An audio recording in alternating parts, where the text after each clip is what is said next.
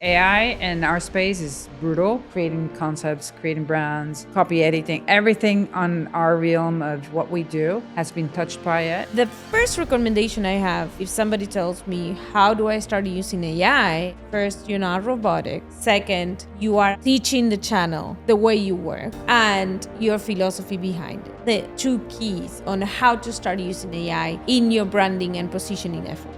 I see AI as we saw the internet way back. It's going to be part of it. The kids born today are AI natives. A lot of people talk about being tragic, standardized. No, it has amplified it.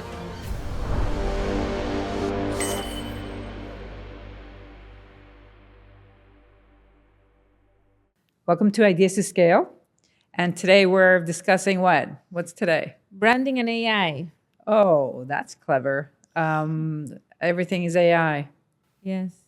So we've been developing a lot of, and you've been developing a lot of AI solutions, us and for other organizations. And first, let's see what do we have out there in the market?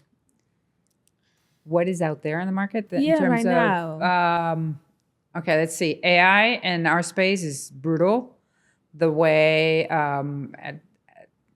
generating content, elevating brands, creating concepts, creating brands, copy editing, everything on our realm of what we do has been touched by it. I see AI as an amplifier of what we do. It's not a replacement of our criteria of what we see. Common sense. AI, to my knowledge, it doesn't have common sense just yet. They're saying that it could talk and read. I was listening to a book initially read by somebody else, and the voiceover was from Reid Hoffman. And you can listen to that book, and it's like weird. I mean, it's not him. But anyway, it's going to get eventually better. So going back to my point, I see AI as the amplifier of what we do in terms of we can optimize our processes, which we're doing. We can evolve and we can transform our processes. And we're doing all three in different stages, maybe in terms of the typical content generating scripts or even corrections and what we do. That's part of the optimize of the processes. Evolving our processes is more the figure that we're doing and the way we work with our clients. So we work with our clients on a basis of work with you, not for you. And that essence has to have that component. And we bring an AI person, Chad, I call him Chad, to the table every time we do projects because we do have our own content and delivery capacity. Even so, we generated all our GPTs on work, or how do we get to the source of the big expensive problem we're solving for our clients, getting it faster, amplifying, or looking at different perspectives. And that we do is optimized. And then maybe on the transform side, which we will get there in terms of how can you shorten the cycles? How can you get to a solution for a client and solve for surveys faster, or doing the typical project? Way back then, when I created my first company, a typical project would be 6 months. Now we're doing projects in 3 months, 2 months, and the same amount, but is multiplying, it's amplifying our capacity. So that's in essence what I say. For now, we are using AI to make our processes more efficient. We're using all three, but the process more efficient is like in essence the first one, the first stage. As a source of inspiration too. Right. But in the market, we see a lot of self-service, which should be good, and it's not bad for different targets. And so let's talk about the good, the bad, and the ugly. So the good of AI, I would put the bucket into efficiency, inspiration, research, sometimes depending on the research, and yeah, that's basically analyzing, synthesizing, creating different angles. What am I missing? What are my blind spots? And understanding. It's like, for me, it gives me like this magnifying glass of things that I might be missing or my team might be missing in terms of developing the strategy, the first aspect of scaling mindset. So that for me is not only that you're reading books in 5 seconds. The idea is what insights and what aspects should I bring into the table when I'm discussing any branding or any repositioning of a company. Okay, so but let's simplify it into ideas to scale. So the idea is, are you going to use AI? When you're using AI in your organization, how are you going to use it? So most companies have started using it in their marketing departments, right? And that's what's happening. We see it in the industry. So when they use it in the marketing department, what recommendations do we have, right? So the first recommendation I have, if somebody tells me, how do I start using AI, is, hey, just make sure, first, you're not robotic. Second, you are actually teaching the channel the way you work and your philosophy behind it. That's, for me, the 2 keys on how to start using AI in your branding and positioning efforts. What others? I would start saying, you can go into the AI policies that you have in terms of security, guaranteeing the security of your information, understanding if you're feeding a system, in Anthropic or GPTs or Perplexity, whatever you're using, make sure you're using a private space so you're not feeding your confidential information to the system. You need to double check, because what we have now, AI, it's a matter of, it connects the dots. It doesn't calculate. You need to make sure that the ideas or the numbers, the anything that it brings out, you need to double check as to what it is generating. But the other aspect is when you're creating, they can use, it's like, we have seen our clients come in, it's like, oh, but I generated this logo.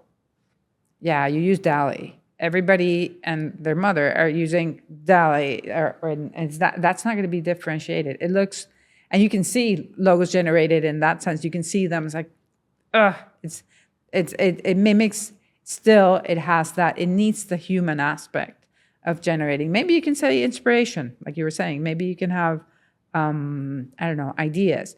But building into their logo generators, name generators, everything generators, they're out there, and there are a lot of even GPTs that work towards that solution.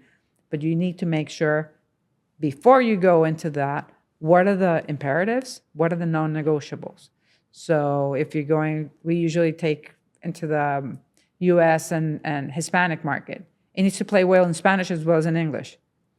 It needs to have the cues, understanding the cues of the market. If you go to a market where red is not very good taken, you shy away from that. Or if you go to a market where all caps is that you're shouting, you need to be careful about it. So that's a human side, common sense that AI doesn't have. You need to build it in. Right. So you need to build it into your processes. Even if you are activating AI with the team, make sure that they still follow processes, that there's still some creativity behind it. That happens also, for example, in social media creation. That's very common. It's like, okay, just create a calendar of content, and it spits out the content, and it's everything that everybody has ever said, because that's what AI does. It summarizes what everybody has ever said and creates it for you. So it's not going to be you. But that takes you to the prompts. That takes you to give me a blue logo. That's one thing. Yeah. But give me, and you give to the, what's setting the stage, what the problem you're solving, what are the reference, how do you want to talk to you about it? And that you need to start building. That's hence that we created those GPTs based on that. The way we thought, we put it in the algorithm. We created our own algorithm to get into that space so that we can actually don't waste much time analyzing this, but just synthesizing this, but just analyzing and getting the right insights. That's where the human side. So build it in as a I know the word co-pilot is out there, but building and the agents is also happening big time. Oh, yeah. Build it into your system, understand limitations, understand confidentiality and privacy of data, understand that you need to validate as well. And but those concerns, they don't limit me and Gabby on a day-to-day basis. And you're kind of Gabby, you're AI, but it's like it amplifies big time my brain. It's like an extension of my brain. It's like I can literally see things completely different angle that having it amplifies this narrow view. It really amplifies in my sense. So use it. I would use it, but make sure that you have the guardrails. Make sure you have what we spoke about. Okay, but in the branding world, how is it going to affect us? I think, there are two aspects we always say, for us, there is two key components of building a brand. Mm-hmm. One is your toolbox, your brand toolbox, the way you present, all of the tools that you have to present your brand visually, mm-hmm. and make it come alive.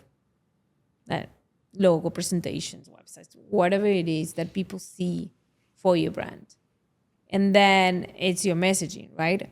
And how you come out there, who do you connect with, and what niche you serve. Those are, all of the touch points that build your brand. We just said AI has disrupted all of that in a way that I wouldn't say is, a lot of people talk about being tragic or standardized. No, it has amplified it. But if we stand 10 years from now, I have no idea what that will look like.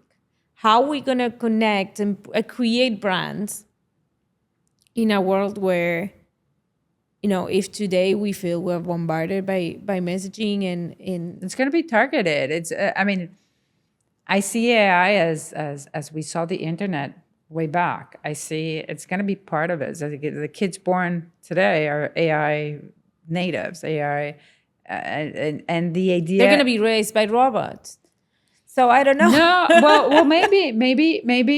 Look at Khan Academy, like Kamiga. So look at that. They're going to have you don't need to wait to the whole process. You're going to have custom-made training for you, given your limitations. And so, in my mind, the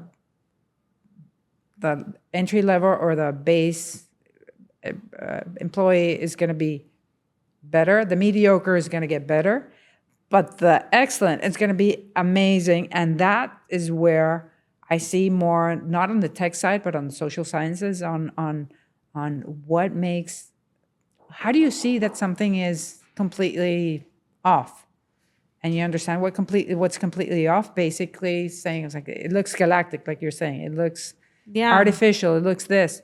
And that common sense is you need to enhance the capability of understanding and discerning where are the red flags. I feel like the only way to differentiate is gonna be handwritten notes.